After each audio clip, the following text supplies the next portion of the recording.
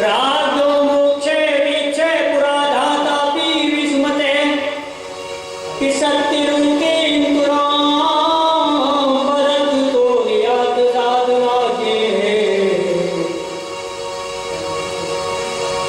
श्रीमद् भागवत के श्रवण से राजा परीक्षित की मुक्ति को देखकर देवताओं को भी बड़ा आश्चर्य हुआ। अब ब्रह्मा जी ने मोक्ष के जितने भी साधन थे सबको तोला और तोलने के बाद में पता लगा कि श्रीमद् भागवत का पलड़ा ही सबसे भारी रहा, इसलिए इसको तत्काल मोक्ष देने वाला माना गया।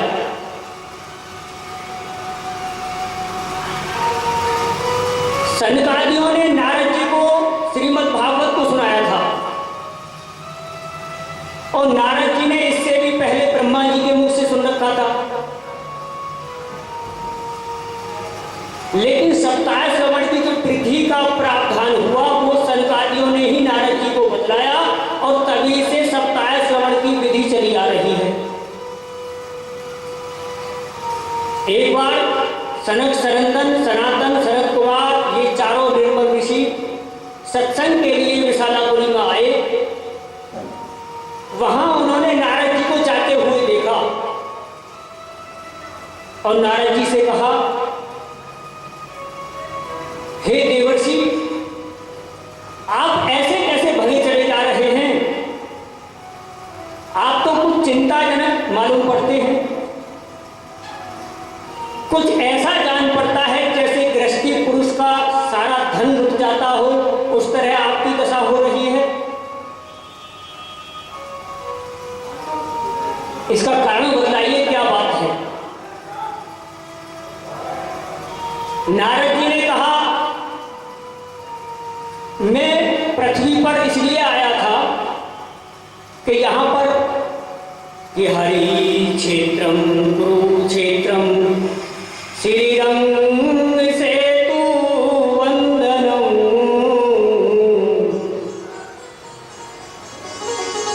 एवमादेषु तीर्थेषु भ्रमं ममाड़े तस्तते। कि यहाँ पर प्रयाग, काशी, गोदावरी, पुष्कर, कुरुक्षेत्र, हरिद्वार बड़े बड़े महान तीर्थ हैं, लेकिन सत्यम नास्ति शौचम दया दानु निवृत्ति ओदरिम मृणो जीवा वराका कुभास्ते। कि सत्यम नास्ति शौचम दानु न विद्यते ओदरिम मृणो जीवा वराका कुभास्ते। और मैं जब इन तीर्थों पर गया तो कहीं मैंने देखा कि ना तो सत्य दिखाई देता है, ना धर्म दिखाई देता है, ना शौच दिखाई देती है, सब कुछ उलट पुलट हो रहा है। इतने तीर्थों में भ्रमण करने के बाद भी मेरे मन को शांति नहीं मिली। इसके बाद मैं भ्रमण करता हुआ, घूमता हुआ वहां गया जहां भगवान कृष्ण की अनेकों लीलाएं हो चुकी हैं। तो मैं जमुना के किनारे किनारे जा रहा था, वहां मैंने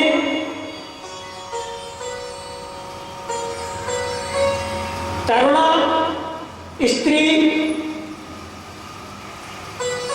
खिन्न मानसा, यानी एक खिन्न मन से एक स्त्री यमुना किनारे बैठी हुई है और उसके पास दो पुरुष अचेत अवस्था में लेटे हुए हैं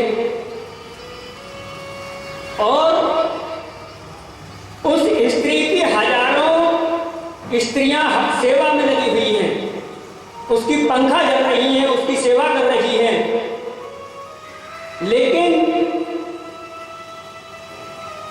वह चारों दिशाओं में घूम घूम कर देख रही है और मन उदास है, चिंताजनक है, और ये देख रही है कि मेरा कोई दुख को दूर करे। परमपिता परमात्मा आए और मेरे इस दुख का निवारण करे। अब यह कौतूहल देखकर नारद जी ने कहा, यही कौतूहल देखकर मैं उस स्त्री के पास गया, और जैसे ही मैं उसके पास पहुंचा वह तरुणी स्त्री खड़ी हो गई और कहने लगी कि मेरा बड़ा अहोभाग्य है कि जो साधुओं का दर्शन हुआ।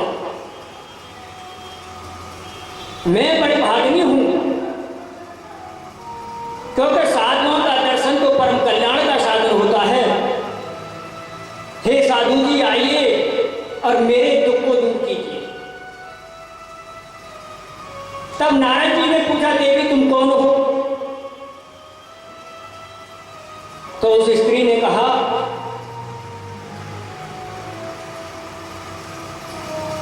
कि हे महात्मा जी, वैसे तो मेरी कथा प्रसिद्ध है, मुझे सभी जानते हैं, लेकिन फिर भी मैं आपको बताती हूं कि मैं कौन हूं। बोलिए गोविंद भगवान की जय। अहम भक्ति रीति ख्याता एवं में तनियो मतो विज्ञान वैराग्य नामानो काल योगेन जरी जरो। उस स्त्री ने कहा, हे देवर्षि नारद, मेरा नाम भक्ति है, और ये जो मेरे पास दो पुरुष लेटे हुए हैं ये मेरे पुत्र हैं। एक का नाम ज्ञान और एक का नाम वैराग्य। ये समय से फेर से जर्जर हो गए हैं। मैं और मेरे बच्चे दोनों निस्तेज हो गए हैं, और ये जो हजारों देवियां मेरी सेवा में लगी हुई हैं, ये देवादि, ये गंगा आदि देवादि देवियां हैं, लेकिन देवियों के द्वारा सेवित होने पर भी मेरे मन को शांति नहीं है। इसलिए हे देवर्षि नारद, आप मेरी इस चिंता के इस दुखड़े को दूर कीजिए।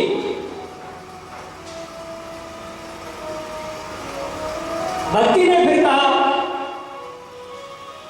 कि उत्पन्ना द्रवणे साहम प्रज्ञिम कर्णाटके गता क्वचिन क्वचिन महाराष्ट्रे गुर्जरे जीवितां गता। उस स्त्री ने कहा, मैं द्रविड़ देश में उत्पन्न हुई और कर्नाटक में पाल पोसकर बड़ी की गई।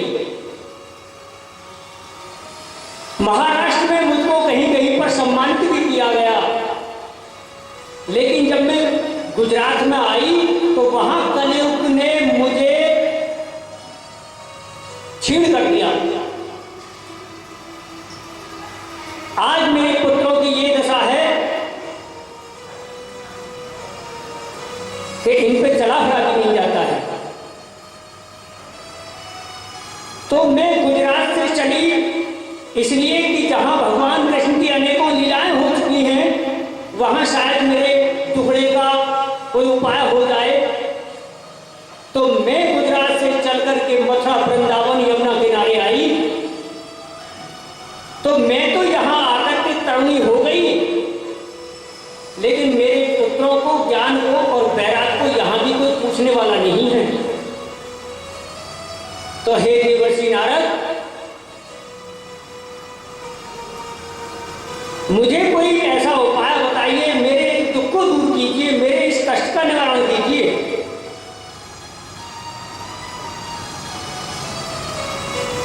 अब ये बात शोभा नहीं देती कि माता बूढ़ी हो, माता जवान हो और बच्चे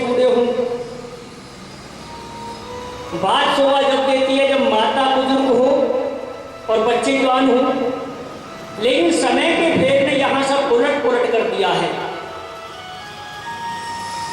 इसलिए हे देवर्षि, मैं आपसे प्रार्थना करती हूं कि मेरा कोई निवारण कीजिए इस कष्ट का।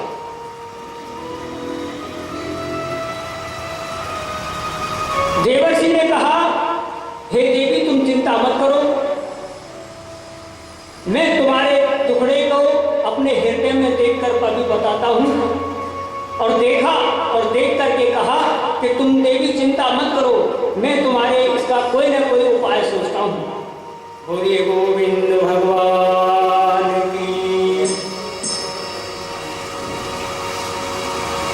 देवर्षि ने कहा कि देवी ये कलयुग है, इस कलयुग में लोग असत्यभाषी, मंदबुद्धि, भाग्यहीन, घरों में स्त्रियों का राज चलता है, साले सरेह से सब सलाह लेते हैं, घर में अपने परिवार में बुजुर्ग बड़ों से बुजुर्गों से कोई सलाह मशवरा नहीं करता है। तो ये सब साधन उल्टे सुलटे होते जा रहे हैं। ये इसमें ये कलयुग का प्रभाव है। इस कलयुग ने देखने में तो लोग साधु संत से दिखाई देते हैं, लेकिन स्त्री और धन का संग्रह रखते हैं। जहां देखो वहां सत्पुरुष दुख से मलान है, सत्पुरुष दुख से दुखी है, और जो झूठ बोलने वाले पुरुष हैं वो सुखी हैं। तो ये सब कलयुग का भेद है। तब उस देवी ने कहा कि हे देवर्षि नारद, कि राजा परीक्षित ने इस कलयुग को अपने राज में रहने क्यों दिया?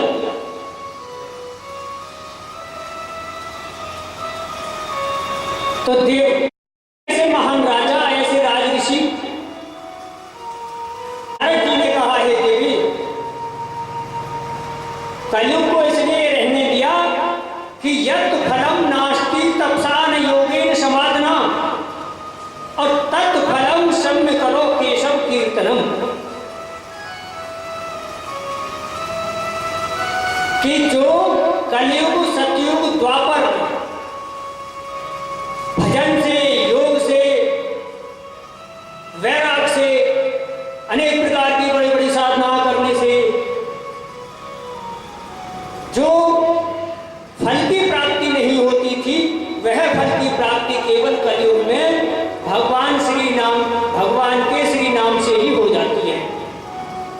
बोलिए गोविंद भगवान की जय। इसलिए राजा परीक्षित ने कलयुग को रहने दिया, कलयुग के जीवों के लिए। बोलिए गोविंद भगवान की। इस प्रकार जब उस देवी ने नारद जी से कहा कि राजा परीक्षित ने कलयुग को अपने राज में क्यों रहने दिया,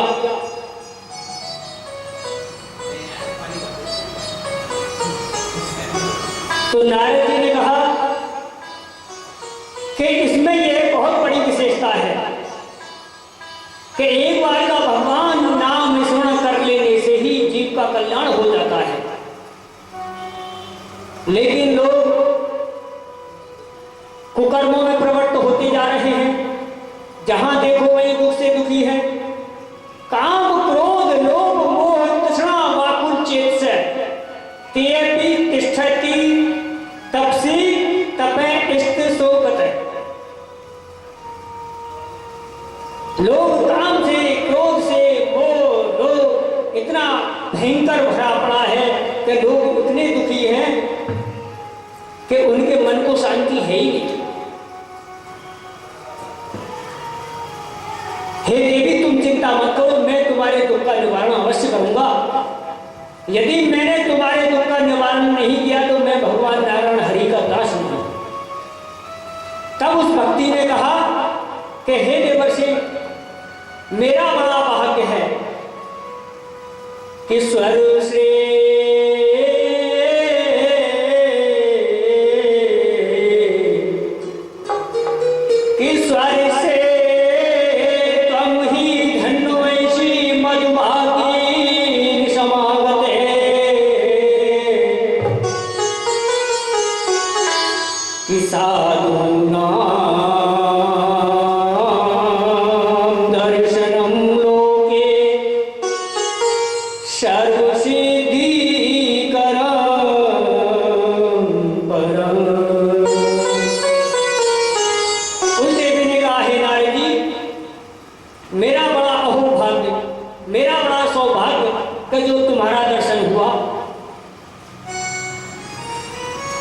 तुम जैसे संतों के दर्शन से तो करोड़ों जन्मों के पुण्य उदय हो आए हैं, ये समझिए। और दर्शन जब ही होता है आप जैसे संतों का, जब करोड़ों जन्मों के पुण्य उदय हो रहे हो। उससे पहले आप जैसे संतों के दर्शन नहीं होते। और कयादु कुमार प्रहलाद को भी आपकी ही कृपा से वह कृपा मिली जो बड़ी बड़ी साधनाएं करने से मिलती हैं। ध्रुव ने भी जो पद लिया वह भी आपकी कृपा पात्र से ही लिया। तो हे साधु जी, मुझे पूर्ण विश्वास हो गया है कि मेरा समाधान आप कर देंगे। बोले नारद भगवान